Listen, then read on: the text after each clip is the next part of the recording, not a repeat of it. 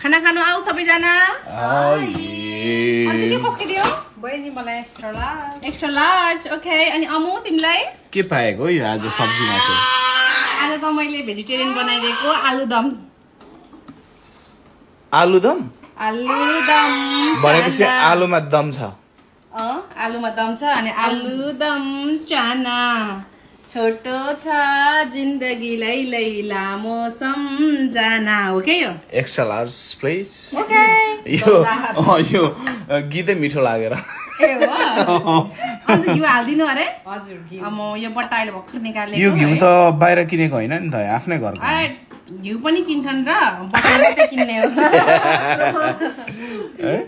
butter चाहिँ किन्ने हो अनसल्टेड बटरले बनाउने हो नि त घरमा त घरमै बन्छ यो त कति हुन्छ खर त्यति नै ल त्यसो भए जर्सी गाईको अब अन्जुलाई चाहिँ सोप लगाएको मन पर्दैन त्यही भएर यहाँनिर सोप नलगाइकन अगाडि नै छुट्याइदिएको छु ए हो म त दुईटा पो सब्जी होला भनेको होइन नि ल यरीको अन्जु सिस ओके अब अमुलाई पस्किन्छु है yes please extra large okay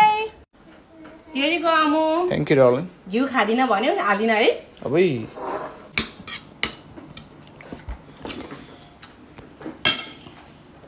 दामी छ त आलु